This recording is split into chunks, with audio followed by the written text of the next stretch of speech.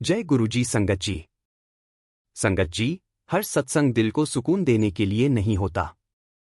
कुछ सत्संग ऐसे भी होते हैं जो पहले दिल को झकझोरते हैं ताकि आत्मा जाग सके। आज का ये सत्संग न तो मीठे शब्दों से शुरू होगा, न ही किसी चमत्कार की उम्मीद से। ये सत्संग उस सच से शुरू होगा जिसे कई घरों में आज भी दरवाजों के अंदर बंद कर दिया जाता है। गुरुजी कहते हैं, जो सच तू सबसे ज्यादा छुपाता है, उसी सच को मैं तेरी मुक्ति का रास्ता बनाता हूं। संगत जी, आज हम एक ऐसी स्त्री की आवाज सुनने जा रहे हैं जो सालों से हंसते हुए जी नहीं रही, बस जीती जा रही है। जिसके दिन डर में शुरू होते हैं और रात सवाल बनकर उतरती है। ये सत्संग शिकायत का नहीं है, ये किसी को नीचा दिखाने का भी नहीं है। ये एक मां की चुप्पी है जो अब टूटने के कगार पर है, और एक स्त्री की हिम्मत है जो आखिरकार सच बोलने खड़ी हुई है। संगत जी, इसे कहानी समझकर मत सुनिएगा, इसे किसी की जिंदगी समझकर सुनिएगा, क्योंकि हो सकता है आज गुरुजी इसी सत्संग के जरिए किसी बंद दरवाजे पर धीरे से दस्तक दे रहे हों। अब आइए एक ऐसे सत्संग को सुनते हैं जिसमें सजावट नहीं, सिर्फ सच है। जय गुरुजी। अगर अंत तक सुनने की हिम्मत बने तो संगत जी मन ही मन कहिए, शुक्राना गुरुजी का। जय गुरुजी। संगत को मेरा प्रणाम। संगत जी, मैं जो बोलने वाली हूं उसमें कोई सुहाना सा सत्संग नहीं आएगा, कोई इंस्पायरिंग स्टोरी का बिगिनिंग नहीं। मैं जो बोलूंगी वो कड़वा सच है। मेरा नाम नीतू है, मेरे पति हैं आनंद। 16 साल की शादी है हमारी। 2 बेटे हैं, 12 साल का आर्यन और 8 साल का रोहन। और मैं 17 साल से एक ऐसी औरत हूं जो सुबह उठकर एक सवाल पूछती है, आज रात क्या होगा। संगत जी, जब मैंने आनंद से शादी की तो वो एक अलग ही आदमी था। शांत, मेहनती, उम्मीदें सुलझी हुई। वो एक प्राइवेट कंपनी में इंजीनियर था। मेरे माता पिता को साफ लगा था, यह लड़का ठीक है। शुरुआती दिन बिल्कुल नॉर्मल शादी वाले दिन थे। रोटी सब्जी, घर संभालना, बच्चे जन्मे, उनकी पढ़ाई। कोई ड्रामा नहीं। लेकिन धीरे धीरे चीजें बदलने लगीं। पहली बार जब आनंद शराब पीकर घर आया तो मैंने सोचा, कभी कभार बात है। ऑफिस से स्ट्रेस होता है, कभी फ्रेंड्स से मिलते हैं, यह नॉर्मल है। पर ये कभी कभार हर हफ्ते बन गया, फिर हर दूसरे दिन बन गया, फिर रोज बन गया। संगत जी, एक औरत को शराबी पति के साथ जीना, इसका कोई डिस्क्रिप्शन नहीं है, क्योंकि दिन और रात अलग अलग दुनिया हो जाती हैं। दिन में बच्चों को स्कूल भेजना, उनका लंच बॉक्स भरना, खुद का काम धंधा, घर की सब चीजें संभालना। फिर शाम को बच्चों को ट्यूशन भेजना, होमवर्क करवाना, खाना बनाना, और फिर रात की इंता शुरू होना। आज भी आएगा नशे में, आज भी फाइट होगी, आज भी। और रात जब आनंद आता था, कभी गुस्से में, कभी बदजुबानी के साथ, कभी घर की चीजें तोड़ते हुए, मेरे दिल की धड़कन रुक जाती थी। बच्चों को स्लीप आता था, मैं उनके कमरे का दरवाजा बंद करती थी ताकि उन्हें पापा की आवाज न सुनाई दे। संगत जी, सबसे बुरा हिस्सा यह था, किसी को बता नहीं सकती थी। मेरी अपनी माता से बात होती तो वह घबरा जाती। मेरी बहन से बात करती तो वह कहती, चल घर छोड़ दे, पर कहाँ जाऊं। 2 बेटों को लेकर पैसे क्या थे, सपोर्ट कहां से मिलेगी, और फिर शर्म भी तो थी। मेरे पड़ोसी, रिश्तेदार, सबको पता था, पर हम सब नहीं की तरह चल रहे थे। यह एक कलेक्टिव लाई था जहां सब जानते थे पर सब साइलेंट थे। एक दिन मेरी एक सहेली ने कहा, नीतू, तुम बहुत बदल गई हो। तुम्हारे चेहरे पर हमेशा टेंशन होता है। मैं बस मुस्कुरा देती थी, क्योंकि अगर मैं सच बोलूं तो संगत जी, बीमार पति को हैंडल करना मुश्किल था, पर अपने बच्चों को देखना सबसे ज्यादा तकलीफ देता था। आर्यन, बड़ा बेटा, 10 से 11 साल का, जब अपने पिता को नशे में दिखता था तो उसकी आंखों में एक अलग तरह का स्केयर आता था। वह अपने कमरे में चुप हो जाता, होमवर्क नहीं करता, स्कूल में गिरते नंबर। एक दिन उसके टीचर का कॉल आया, माताजी, आर्यन की कंसंट्रेशन बहुत गिरी है। क्या घर में कोई प्रॉब्लम है? मैंने कहा, नहीं, सब ठीक है, पर अंदर से मैं जानती थी वह प्रॉब्लम अपने घर की है। और रोहन, छोटा, वह सब कुछ ऑब्जर्व कर रहा था। एक दिन मैंने उसे ड्राइंग में देखा, अपने पापा को बॉटल पकड़ते हुए खींचा था। मेरा दिल टूट गया। संगत जी, कुछ मोमेंट्स होते हैं जो एक औरत को उसकी पूरी जिंदगी बदल देते हैं। एक रात आनंद बहुत ज्यादा नशे में आया और बस बिना कोई वजह, कोई बहस, वह मेरे ऊपर हाथ उठा गया। संगत जी, मैंने पहली बार एक औरत के नाते घर में मारपीट अनुभव की। यह शारीरिक दर्द नहीं था जो दर्द था, यह मेरे अंदर की डिग्निटी का टूटना था। उस रात मैंने अपनी सोच दिया, मैंने अपनी खुशी दिया, मैंने अपने सपने दिया, पर मैंने अपनी बेटियों को हार मत देने का सपना तो बदा नहीं दिया। मतलब मेरे बेटे, पर मैं उन्हें अपनी डॉटर्स की तरह प्रोटेक्ट करती हूं। उस रात जब आनंद सो गया, मैं बालकनी में खड़ी हुई और सीधे आसमान की तरफ देखा। गुरुजी, अब क्या करूं? कितना और सहूं? अगले दिन सुबह मैं एक बहाने से घर से निकल गई। बस एक काम करना था के नाम पर, और मैं सीधा गुरुजी के मंदिर चली गई। घर से कभी नहीं गई थी, क्योंकि आनंद को धार्मिक बातें पसंद नहीं थीं। मैंने भी अपना यह हिस्सा छुपा दिया था। लेकिन उस दिन जब मैंने गुरुजी का स्वरूप देखा तो मेरी पूरी दीवार टूट गई। मैं वहीं बैठ गई और रो पड़ी। सब कुछ निकल आया। संगत जी, किसी ने मुझसे कोई सवाल नहीं पूछा। सबको पता था, पर किसी ने दिखावा नहीं किया। बस एक आंटी आई, मेरे बाल सहलाए और बैठ गई। आधे घंटे बाद मैं सामान्य हुई। शब्द चल रहा था, तेरे बिना मैं अधूरी हूं, तेरे साथ मैं पूरी हूं। संगत जी, उस शब्द में तेरे का मतलब अपने आप था। अपने आप के बिना मैं अधूरी हूं। मंदिर में एक सेवादार थे। उन्होंने मुझे बुलाया। उन्होंने कहा, बेटा, मैं तुम्हारे पति का उपचार नहीं कर सकता, पर मैं तुम्हें बता सकता हूं कि तुम्हारा उपचार क्या है। मैंने कहा, उपचार?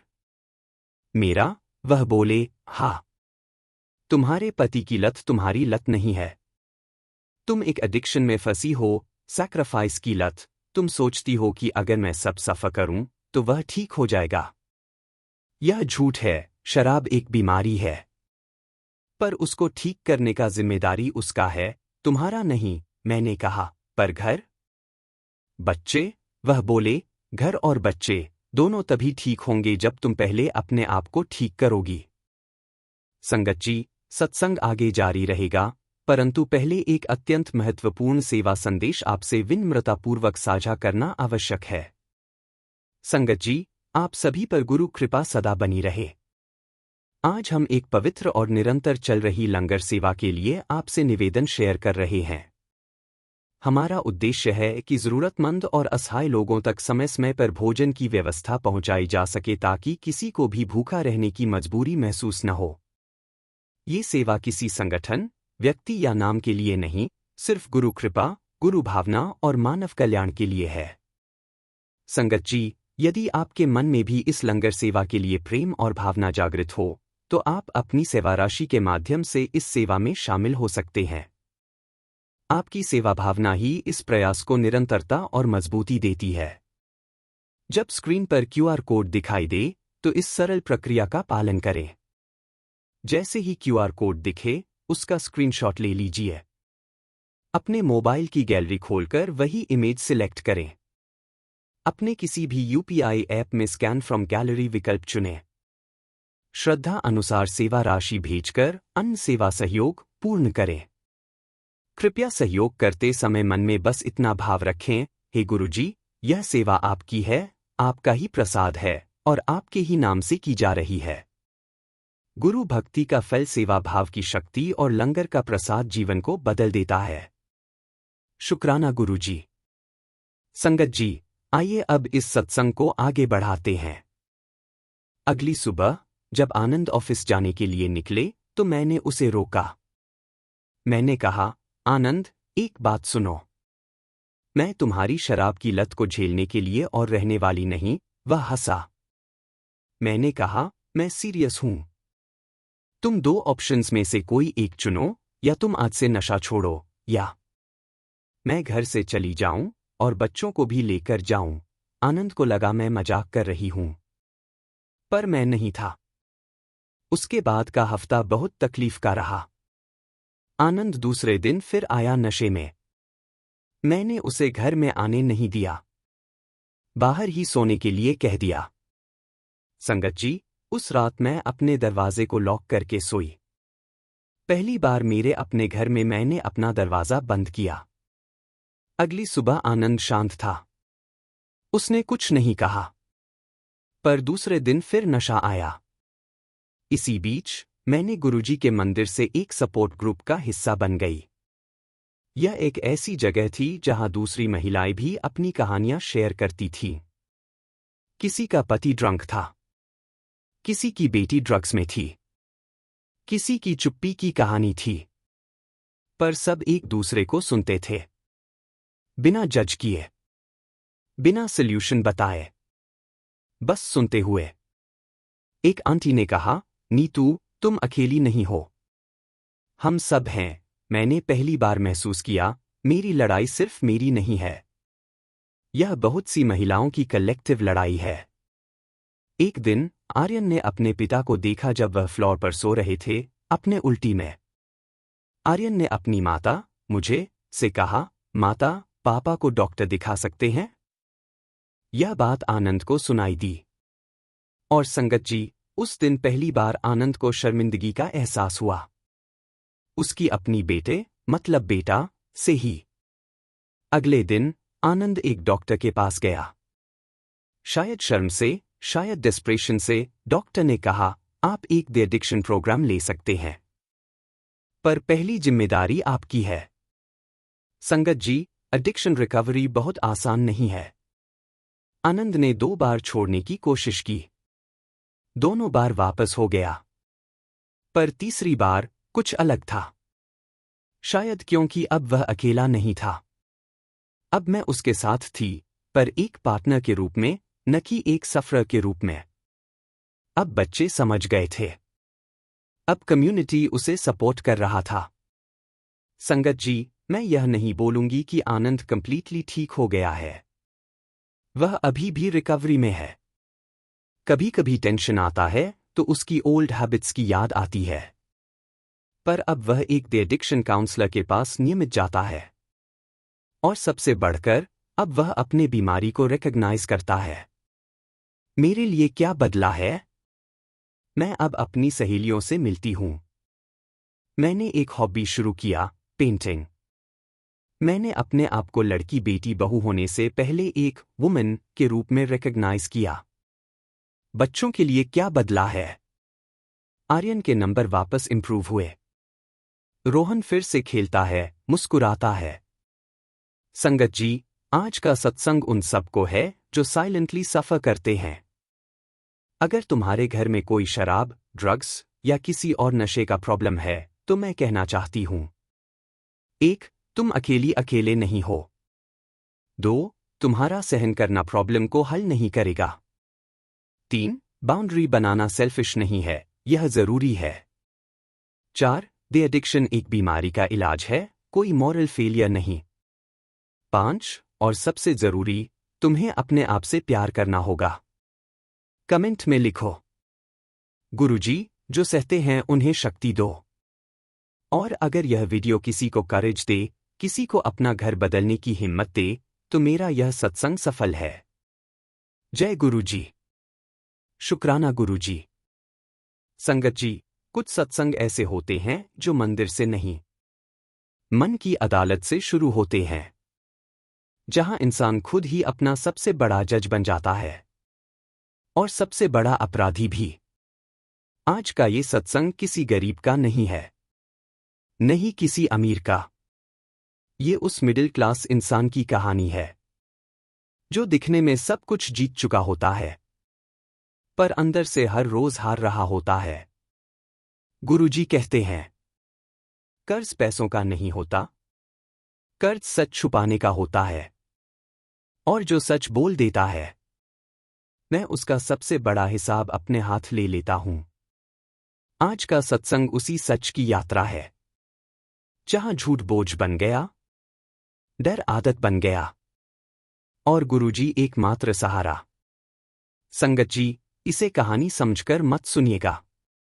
इसे एक चेतावनी, एक दर्पण और एक आशीर्वाद समझकर सुनिएगा। अब आइए रोहन का सत्संग सुनते हैं। जय गुरुजी। संगत जी, मेरे मालिक, मेरे दाता, मेरे परमपिता गुरुजी महाराज के पावन चरणों में मेरा अनंत अनंत शुक्राना, कोटि कोटि प्रणाम। सारी गुरु परिवार की प्यारी संगत को जय गुरुजी। नमः शिवाय। शिव जी सदा सहाय। नमः शिवाय। गुरुजी सदा सहाय। संगत जी, मेरा नाम रोहन है। उम्र 35 साल। मैं पुणे में एक आईटी कंपनी में प्रोजेक्ट लीड था। मेरी पत्नी प्रिया, 2 बच्चे, बेटी आर्या 8 साल, बेटा आदित्य 5 साल। घर, कार, बच्चों की अच्छी स्कूल, हर साल एक विदेशी ट्रिप, दिखने में सब परफेक्ट था। पर आज जो सत्संग मैं सुनाने जा रहा हूं, वो उस कर्ज की सत्संग है जो मैंने लिया था, पहले क्रेडिट कार्ड से, फिर पर्सनल लोन से, और फिर उस कर्ज को छुपाने के लिए और कर्ज। ये कहानी है उस झूठ की जो मैंने अपनी पत्नी से बोला, उस शर्म की जो मुझे रोज खाती थी, और उस डर की जो मुझे रात रात भर जगाती थी कि कहीं कर्ज वाले घर न आ जाए, कहीं प्रिया को पता न चल जाए, कहीं मेरा घर, मेरा परिवार, मेरा सब कुछ मुझसे दूर न हो जाए। अगर आप में से कोई आज ऐसी ही कर्ज की जंजीर में जकड़ा हुआ है, या किसी को जानते हैं जो अपनी लाइफस्टाइल के लिए कर्ज में डूबा हुआ है, तो ये सत्संग उसके लिए है। संगत जी, सब शुरू हुआ 2022 में। मेरी बेटी आर्या की 6वीं बर्थडे पार्टी थी। पड़ोसियों ने पिछले साल डिज्नीलैंड वाली थीम पार्टी दी थी। मेरी बेटी ने कहा, पापा, मेरी पार्टी उससे भी बड़ी होनी चाहिए। मैंने सोचा, मैं भी तो अच्छी कमाई करता हूं, मेरी बेटी को क्यों नहीं दे सकता। पार्टी का खर्चा ₹1.50 लाख। मेरी सेविंग्स में 50,000 रुपए ही थे, बाकी 1 लाख रुपए क्रेडिट कार्ड से। प्रिया ने पूछा, इतना खर्चा? हमारे पास इतने पैसे थे। मैंने झूठ बोल दिया, हाँ, मैंने बोनस से सेविंग्स की थी। तू चिंता मत कर, मैं हूं ना। वो लाइन, मैं हूं ना, ये लाइन मैंने बाद में और भी बार बोली, और हर बार ये लाइन मेरे कर्ज को और बढ़ाती गई। धीरे धीरे ये होने लगा। नई कार, 12 लाख रुपए का लोन। विदेश ट्रिप, 3 लाख रुपए का पर्सनल लोन। बच्चों की फीस, क्रेडिट कार्ड पर ईएमआई। घर का नया फर्नीचर, नो कॉस्ट ईएमआई, जो बाद में वेरी कॉस्टली निकली। हर बार मैं सोचता, मेरी सैलरी 1.8 लाख रुपए महीना है, मैं मैनेज कर लूंगा। लोग क्या कहेंगे अगर मैंने लाइफस्टाइल नहीं मेंटेन की। संगत जी, शुरू में सब स्मूथ चल रहा था। ईएमआई भर रहा था, क्रेडिट कार्ड का बिल भर रहा था। पर धीरे धीरे मेरी सैलरी का 70% ईएमआई में चला जाने लगा। बाकी 30% में घर का खर्चा, बच्चों के एक्स्ट्रा क्लासेस और हमारा खुद का खर्चा। मैंने एक और क्रेडिट कार्ड लिया ताकि पहले कार्ड का बिल भर सकूं, फिर तीसरा कार्ड ताकि दूसरे का बिल भर सकूं। ये डेट ट्रैप था, संगत जी, और मैं उसमें धीरे धीरे फंसता जा रहा था। एक दिन दोपहर को मेरे ऑफिस में एक कॉल आया। नंबर अननोन था। हेलो रोहन सर, मैं XYZ फाइनेंस से बोल रहा हूं। आपका पर्सनल लोन EMI 15 दिन से पेंडिंग है। कब तक भरेंगे? मैंने कहा, अरे मैंने तो भर दिया था। शायद टेक्निकल इश्यू होगा। मैं आज ही करता हूं। झूठ। मेरे अकाउंट में पैसे ही नहीं थे। उस रात मैं सो नहीं पाया। मैं सोच रहा था कल फिर कॉल आएगा, कल फिर कोई और कॉल आएगा। कब तक झूठ बोलूंगा? संगत जी, कर्ज छुपाना आसान नहीं होता। एक दिन प्रिया ने मेरे फोन पर एक मैसेज देख लिया। बैंक का था, आपका क्रेडिट कार्ड बिल 87,000 रुपए है, कृपया भरें। प्रिया ने पूछा, ये क्या है? इतना बिल? तुम्हारे पास तो सिर्फ एक कार्ड है, वो भी हम एक्सपेंस के लिए। ये कौन सा कार्ड है? मैंने कहा, अरे वो ऑफिस का कार्ड है। मैंने कुछ ऑफिस के काम पर खर्च किया था, वो रीइंबर्समेंट आ जाएगा। झूठ। वो मेरा तीसरा पर्सनल कार्ड था। प्रिया ने मुझे घूरा। वो मुझे अच्छी तरह जानती थी। उसने कहा, रोहन, तुम कुछ छुपा रहे हो। मुझे सच बताओ। मैंने और झूठ बोलने की कोशिश की, पर उसकी आंखों में आंसू देखकर मेरा झूठ टूट गया। मैंने कहा, हाँ, मैंने कर्ज लिया है, बहुत कर्ज। और फिर मैंने सब बता दिया। 3 क्रेडिट कार्ड, 2 पर्सनल लोन, कुल कर्ज 22 रुपए लाख। प्रिया चुप रही। वो सिर्फ मुझे देखती रही। फिर वो उठी और अपने कमरे में चली गई। मुझे लगा अब सब खत्म हो गया। अब वो मुझे छोड़कर चली जाएगी। मैंने सब गवा दिया। संगत जी, प्रिया करीब 1 घंटे तक कमरे में रही। मैं बाहर बैठा था, बच्चे सो चुके थे, और मैं सोच रहा था, काश मैं मर जाऊं। कम से कम ये कर्ज तो नहीं रहेगा। कम से कम प्रिया को ये बोझ तो नहीं ढोना पड़ेगा। मैंने अपने फोन में सर्च किया, पर्सनल लोन नहीं चुका पा रहा, क्या करूं? गूगल ने सुझाव दिया, talk to your bank, talk to a financial adviser, talk to your family. मैंने सोचा, बैंक से बात कर लूंगा, फाइनेंशियल एडवाइजर से बात कर लूंगा, पर फैमिली? नहीं, मैं प्रिया को और परेशान नहीं कर सकता। तभी प्रिया का कमरा खुला। वो बाहर आई, आंखें लाल थीं, लेकिन चेहरे पर वो एक्सप्रेशन नहीं था जो मैंने सोचा था। उसने कहा, रोहन, तुमने ये सब अकेले क्यों ढोया? मैं तुम्हारी पत्नी हूं। तुम्हारी जिम्मेदारी सिर्फ तुम्हारी नहीं, हमारी है। मैंने कहा, मैं तुम्हें परेशान नहीं करना चाहता था। मैं सोचता था कि मैं हीरो हूं, मैं सब संभाल लूंगा। उसने कहा, हीरो वो नहीं होता जो सब अकेले ढोता है, हीरो वो होता है जो सच बोलता है। तुमने झूठ बोलकर हम सबको कमजोर बना दिया। अकेले स्ट्रांग बनने की कोशिश में वो लाइन मेरे दिल पर चोट की तरह लगी। सच तो यही था, मैंने अपने ईगो के लिए, अपनी इमेज के लिए झूठ बोला था। मैंने कहा, मुझे कहीं नहीं जाना, मेरा मन बहुत भारी है। प्रिया ने बस इतना कहा, चुपचाप चलो। आज तुम्हें बोलना नहीं है, बस सुनना है। संगत जी, वो मुझे गुरुजी के सत्संग में ले गई। मैं पहले कभी नहीं गया था। ना ज्यादा विश्वास, ना ज्यादा समझ। बस अंदर बैठा था, सर झुका हुआ, दिल डरा हुआ। तभी सत्संग में एक लाइन बोली गई, जो कर्ज सच से लिया गया हो, वो कभी डूबता नहीं। और जो कर्ज झूठ से लिया गया हो, वो पूरे घर को डुबो देता है। संगत जी, ऐसा लगा जैसे गुरुजी ये बात सीधे मुझसे कह रहे हों। मेरी आंखों से आंसू बहने लगे। पहली बार मैंने किसी के सामने अपने अंदर का डर देखा। मैंने मन ही मन कहा, गुरुजी, मैंने गलती की है। मैंने दिखावे के लिए घर को दांव पर लगा दिया। अब अगर आप नहीं संभालोगे, तो सब खत्म हो जाएगा। उस दिन गुरुजी ने कोई आवाज में जवाब नहीं दिया, लेकिन मेरे मन में एक अजीब सी शांति उतर आई।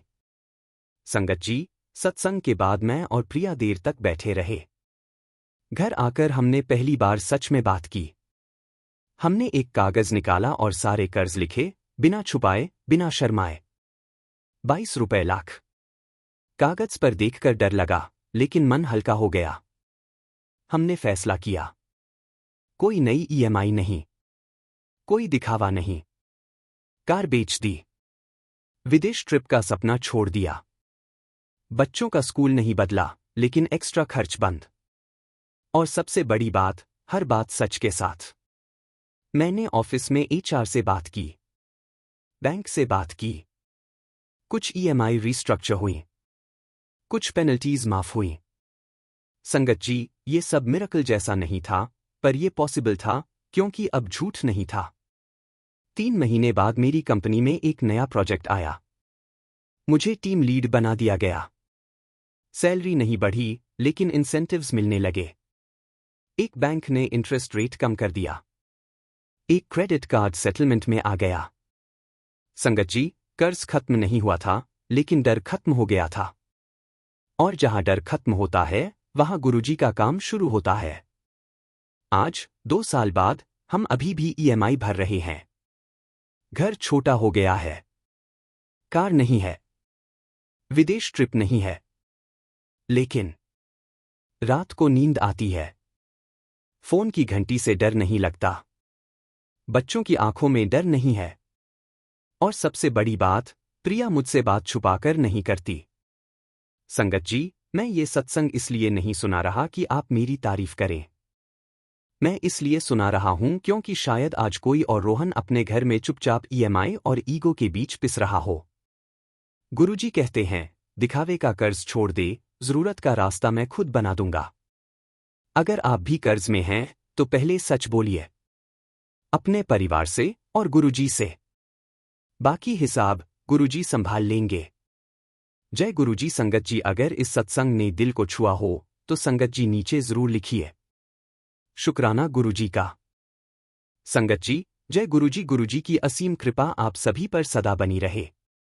आज आप सबसे एक छोटी सी पर बहुत ही महत्वपूर्ण बात साझा करनी है। गुरु प्रेरणा से यहाँ एक लंगर सेवा चल रही है, जिसका उद्देश्य है उन भूखे भाई बहनों तक भोजन पहुंचाना जिन्हें जीवन में रोज की रोटी भी संघर्ष लगती है। संगत जी, यदि आपके हृदय में यह विचार आए कि चलो मेरे कारण भी आज किसी का पेट भर जाए, तो वही सबसे बड़ा पुण्य है। आप श्रद्धा अनुसार सेवा राशि भेजकर इस लंगर सेवा में शामिल हो सकते हैं। आपकी हर सेवा किसी भूखे इंसान की मुस्कान और उसकी दुआ बन जाती है। स्क्रीन पर दिखाई देने वाला क्यूआर कोड पवित्र लंगर सेवा के लिए समर्पित है। जैसे ही क्यूआर कोड दिखे, उसका स्क्रीनशॉट ले लीजिए। मोबाइल की गैलरी खोलकर उस इमेज को सिलेक्ट कीजिए। किसी भी यूपीआई ऐप में स्कैन फ्रॉम गैलरी विकल्प पर जाए। अपने श्रद्धाभाव अनुसार सेवा राशि भेजकर लंगर सेवा सहयोग पूर्ण करें।